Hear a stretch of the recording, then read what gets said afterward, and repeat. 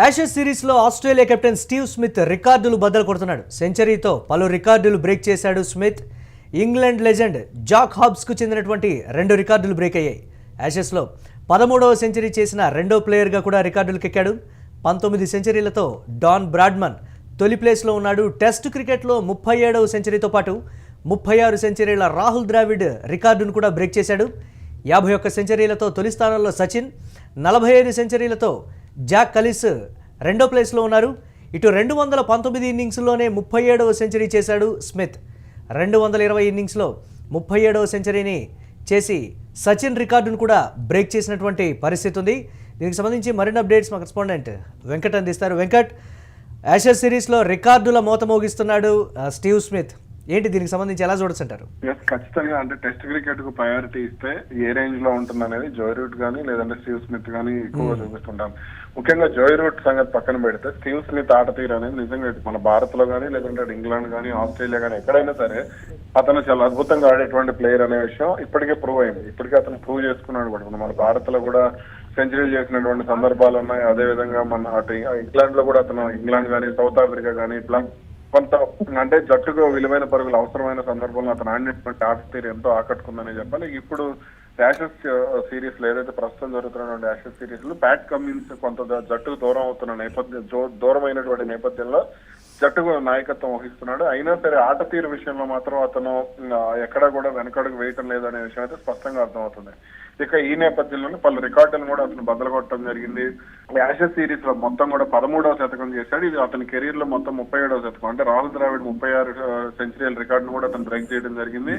ఇక ఈ జాబితాలో డాన్ బ్రాడ్మన్ ఎవరైతే ఉన్నారో ఆస్ట్రేలియా లెజెండరీ క్రికెటర్, అతను మొత్తం 19 సెంచరీలు చేసి మొదటి స్థానంలో ఉన్నాడు. ఇక స్టీవ్ 10 సెంచరీలు, అలాగే వాలీ హామండ్ మొత్తం 9 సెంచరీలు చేశాడు. అలాగే డేవిడ్ గ్రోవర్ 9 సెంచరీలు చేశారు. ఇక అంటే బ్రాడ్మన్ రికార్డును కనుక ఇతను అధిగమించాలి అని అంటే మరో 6 సెంచరీల వరకు చేయాల్సి ఉంది. అయితే వయసు పరంగా చూస్తే మాత్రం ఈ రికార్డు కొంత కష్టమే. ఎందుకంటే మరో 2 ఏళ్ల వరకు యాషెస్ సిరీస్ లో ఇది మ్యాచ్ అయిపోతాయి. కాబట్టి అతను 2 ఏళ్ళు ఇప్పుడు ప్రస్తుతం 35 ఏళ్ళకి పైగా ఉంది అతని వయసు. కాబట్టి అప్పటి వరకు ఆడతాడా లేదా అనేది కూడా చెప్పలేని పరిస్థితి ఉంది. ఇక కెప్టెన్ గా కూడా ఇతను చాలా అద్భుతంగా రాణించాడు. మొత్తం కెరీర్ లో 18వ టెస్ట్ సెంచరీ చేశాడు కెప్టెన్ గా.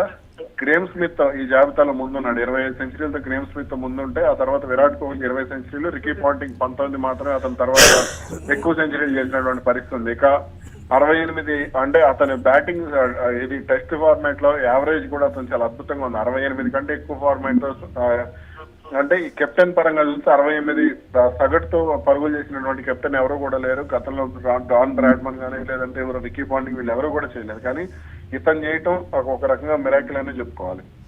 అంటే శాండ్ పేపర్ ఇష్యూ తర్వాత కూడా తిరిగి తను మళ్ళీ తిరిగి పుంజుకున్నటువంటి విధానానికి సంబంధించి కూడా ఒకంత అందరూ కొనియాడుతున్నటువంటి పరిస్థితి ఉంది. అటువంటి ఇష్యూస్లో చాలా వరకు మానసికంగా కుంగిపోయి ఆటలో కూడా కొంచెం పదును తగ్గేటువంటి పరిస్థితులు ఉంటాయి. దాన్ని కూడా ఓవర్కమ్ చేసి స్టీవ్ స్మిత్ రికార్డులు బ్రేక్ చేయడానికి సంబంధించి కూడా ఒకంత జోరుగా చర్చించుకున్నారు. దీన్ని ఎలా చూడాలంటారు వెంకట్? శాండ్ పేపర్ ఇష్యూ తర్వాత స్టీవ్ స్మిత్ మానసికంగా ఎక్కడా కూడా డల్ అవ్వకుండా ఉండడానికి ఆస్ట్రేలియా క్రికెట్ తాను చేయాల్సినవన్నీ కూడా చేస్తూ వచ్చింది. అతనికి జట్టులో అప్పుడు అతను కెప్టెన్ గా ఉన్నాడు, డేవిడ్ వార్నర్ వైస్ కెప్టెన్ గా ఉన్నాడు. అయినప్పటికీ కూడా ఎక్కడ అంటే వీళ్ళ మానసిక పరిస్థితి డేవిడ్ వార్నర్ కూడా చాలా అద్భుతంగా రాణించాడు. ఆ తర్వాత కొన్ని సందర్భాల్లో ఫామ్ కోల్పోయి ఇబ్బంది పడినప్పటికీ కూడా స్టీవ్ స్మిత్ మాత్రం కీలక ఇన్నింగ్స్ ఆడాడు. గత ఏడాది బోర్డర్ గవాస్కర్ ట్రోఫీ కానీ ఇప్పుడు జరుగుతున్నటువంటి యాషెస్ సిరీస్ లో కానీ కెప్టెన్ గా రాణించాడు. ఆటగాడిగా మాత్రం మొన్న జరిగినటువంటి అంటే ఈ గత ఏడాది మొదట్లో జరిగినటువంటి బోర్డర్ గవాస్కర్ ట్రోఫీలో రాణించడం జరిగింది. స్టీవ్ స్మిత్ మెంటల్ గా కూడా చాలా స్ట్రాంగ్ గా ఉంటాడు అనేది ఎన్నో సందర్భాల్లో ప్రూవ్ అయినటువంటి పరిస్థితి కూడా ఉంది. అలాగే అంటే అతను టెస్ట్ క్రికెట్ కి ఇస్తున్నటువంటి ప్రాధాన్యత అతనికి మంచి గుర్తింపు తెచ్చిపెడుతుంది అనే విషయం అయితే మనం స్పష్టంగా చెప్పొచ్చు. ఇతర ఆటగాళ్ళు ఇప్పుడు మన విరాట్ కోహ్లీ కానీ వీళ్ళందరూ చూస్తే అంటే అది బోర్డుల తప్పు కూడా ఉంటుంది. ఎందుకంటే ఇప్పుడు మనం T20 క్రికెట్ కు లేదంటే వన్డే క్రికెట్ కు వైట్ బాల్ క్రికెట్ కు ప్రాధాన్యత ఇవ్వడం, లీగ్ క్రికెట్ కు ప్రాధాన్యత ఇవ్వడం అనేది జరుగుతూ ఉంటుంది. కాబట్టి వీళ్ళు మాత్రం అటువంటిది ఏది ఉండదు. ఒక పక్కన బిగ్ బాస్ లీగ్ జరుగుతున్నప్పటికీ కూడా వీళ్ళు టెస్ట్ క్రికెట్ కు ప్రాధాన్యత ఇస్తున్నారు. కానీ మన దేశంలో మాత్రం IPL జరుగుతుంటే మరో మ్యాచ్ జరగకుండా జాగ్రత్త పడుతూ ఉంటారు. ఆ 2-3 నెలలు కూడా షెడ్యూల్ అనేది వేరే ఉండదు. ఇదంతా కూడా తప్పు. ఖచ్చితంగా ఆస్ట్రేలియా క్రికెట్ చేస్తున్నదని వాళ్ళు సరిగ్గా సద్వినియోగం చేసుకుంటున్నారని చెప్పుకోవాలి. అంటే ప్లేయర్స్ని చూడటంలో కావచ్చు, లేకపోతే ప్లేయర్స్ని అంటే ఆటతీరు మెరుగుపరచు అంటే ఆటతీరుల విషయంలో కావచ్చు, లేకపోతే మానసికంగా కావచ్చు, బోర్డు ఇచ్చేటువంటి అండదండలు కూడా ఈ స్థాయి పరిణితికి లేకపోతే ఈ స్థాయి ప్రతిభ కనపరచడానికి కూడా దోహదం చేస్తున్నాయని అంటారు. దీన్ని ఎలా చూడాలి?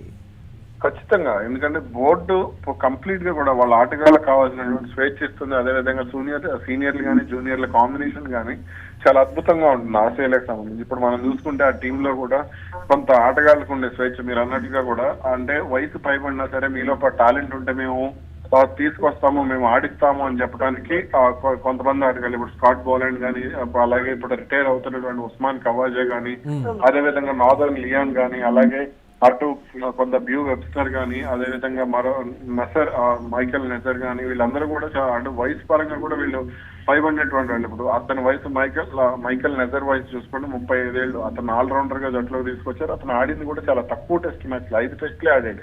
అయినప్పటికీ కూడా అతను బౌలింగ్ లో బ్యాటింగ్ లో చాలా అద్భుతంగా రాణిస్తున్నాడు. అదేవిధంగా మరో ఆటగాడు ఉస్మాన్ కవాజా కానీ, లేదంటే నాదర్న్ లియాన్ కానీ, ఇప్పుడు మిచ్ స్టార్క్ కానీ, మిచ్ స్టార్క్ విషయంలో ఇప్పుడు మన మహమ్మద్ షమీ విషయంలో కొంత ఒత్తిడి చేస్తూ వచ్చారు, కానీ షమీ విషయంలో, కానీ స్టార్క్ విషయంలో కంప్లీట్ గా స్వేచ్ఛ ఇచ్చారు.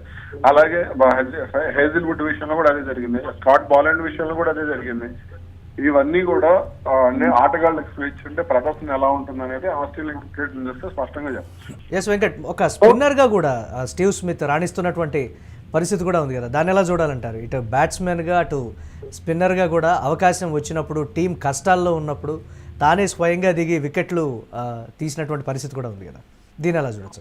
అయితే అతను ఎప్పుడైతే కంప్లీట్ గా బ్యాట్స్మెన్ గా మారాడో, టాప్ ఆర్డర్ బ్యాట్స్మెన్ గా మారాడో, ఆ తర్వాత అంటే తనలో ఉన్నటువంటి బ్యాటింగ్ నైపుణ్యాలను బయటకు తీసాడు. ఆ తర్వాత లెగ్ స్పిన్ బౌలింగ్ అనేది అతను పూర్తిగా పక్కన పెట్టడం జరిగింది. అది అతనికి బాగా కలిసి వచ్చింది. కాబట్టే ఇప్పుడు అతను బ్యాటింగ్ లో రాణిస్తున్నాడని చెప్పాలి. అయితే ఈ మధ్య కాలంలో మాత్రం అతను కంప్లీట్ గా బౌలింగ్ అయితే దూరంగా ఉన్నాడు, కానీ బిగ్ బాస్ లీగ్ లో అప్పుడప్పుడు బౌలింగ్ చేయడం కూడా మనం చూస్తూనే ఉన్నాం. కానీ అతను బ్యాటింగ్ కి ఎక్కువ లోకి వచ్చినప్పుడు కూడా బ్యాటింగ్ కే ప్రాధాన్యత ఇవ్వడం జరిగింది. Right, thanks for updates Venkat. ఇక యాషెస్ సిరీస్లో ఆస్ట్రేలియా కెప్టెన్ స్టీవ్ స్మిత్ రికార్డుల మీద రికార్డులు బద్దలు కొడుతూ ఉన్నాడు. సెంచరీతో పలు రికార్డులు అయితే బ్రేక్ చేశాడు స్మిత్. ఇంగ్లాండ్ లెజెండ్ జాక్ హాబ్స్కు చెందినటువంటి 2 రికార్డులు బ్రేక్ అయ్యాయి. యాషెస్లో 13వ సెంచరీ చేసినటువంటి రెండో ప్లేయర్గా కూడా రికార్డులకు ఎక్కాడు. 19 సెంచరీలతో డాన్ బ్రాడ్మన్ తొలి ప్లేస్లో ఉన్నారు. టెస్ట్ క్రికెట్లో 37వ సెంచరీతో పాటు 36 సెంచరీల రాహుల్ ద్రావిడ్ రికార్డును కూడా బ్రేక్ చేశాడు. 51 సెంచరీలతో తొలి స్థానంలో సచిన్, 45 సెంచరీలతో జాక్ కలీస్ సెకండ్ ప్లేస్లో ఉన్నారు. ఇటు 219 ఇన్నింగ్స్లోనే 37వ సెంచరీ చేశాడు స్మిత్. 220 ఇన్నింగ్స్లో 37వ సెంచరీ చేసినటువంటి సచిన్ రికార్డును కూడా బ్రేక్ చేశాడు స్మిత్.